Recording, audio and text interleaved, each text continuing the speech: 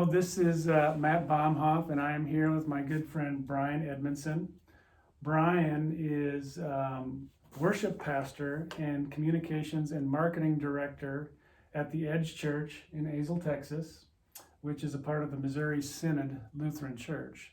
So we're going to talk about a few questions here about theological education and vocation. So the first question, Bryan, I'd like to ask you is, how did your theological education equip you to engage in the ministry you have engaged in?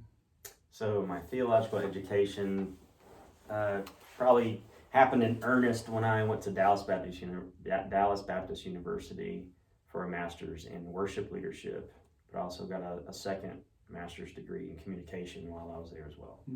So it was a good, and really enjoyed my experience at DBU.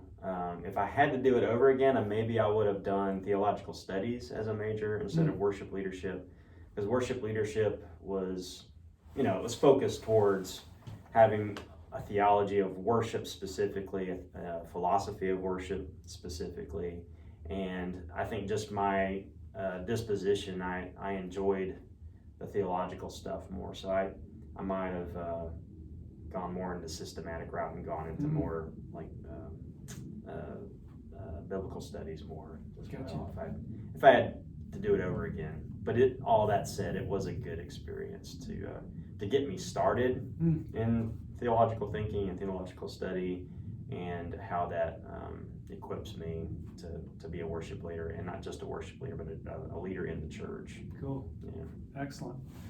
So what do you wish your theological education had offered that would have been useful in your ministry? And you talked about how it totally equipped you for your leadership role, but what do you wish it would have offered that would have been more useful?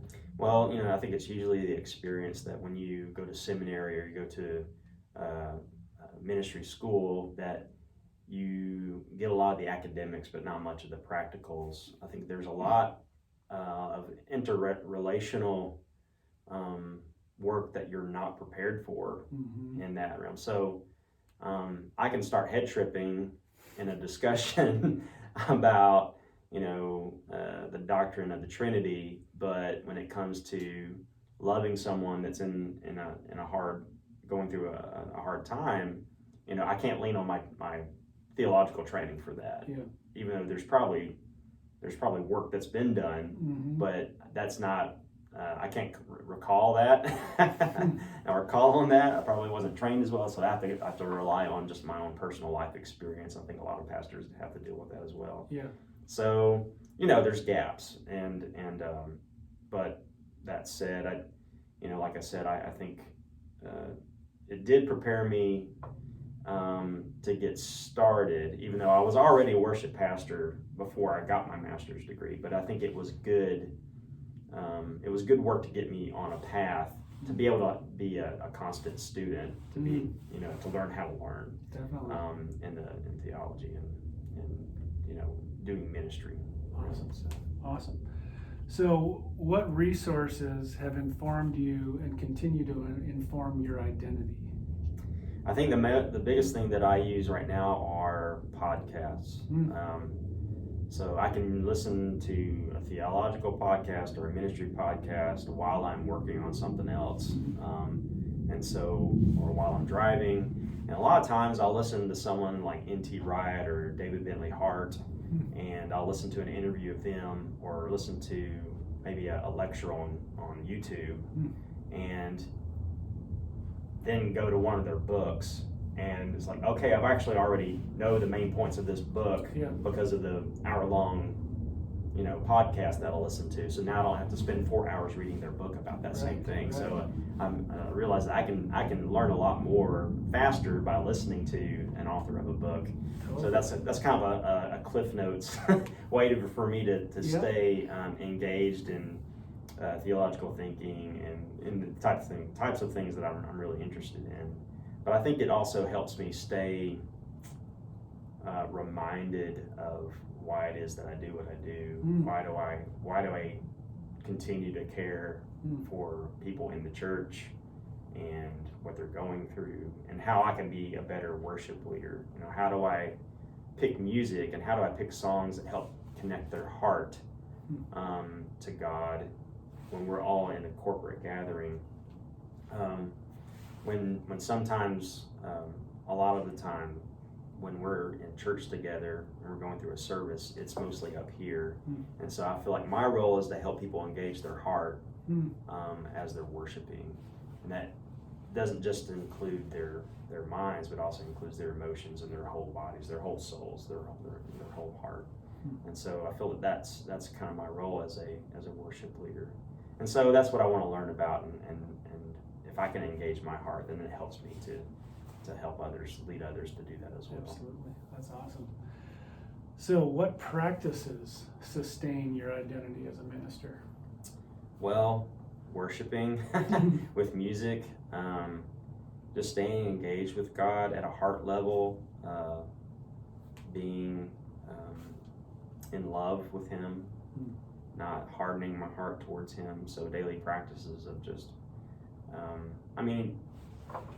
I wouldn't say that I'm a consistent daily prayer, or as far as having a set time to read the Bible, or do Bible study and that type of thing. I'm more of moment to moment. Lord, where are you at right now? What are you doing now? How can you help me with this thing? Where are you working right now? Where can I join you? Are you in this? Those are the kind of questions that I have for Him on a moment-to-moment basis. And He shows me what He's doing when I'm paying attention. And so as far as practices, I also use meditation and contemplation. And there's seasons for that, and then there's seasons where I'm not doing that, depending on where my heart is at. And going through a period of grief of losing my dad a few months ago, it was too hard to meditate because of where my mind would go. It would end up being a time of anger, a time of sadness, a time of depression even. And so trying to get quiet would sometimes turn into just a time of anguish in my own heart, right?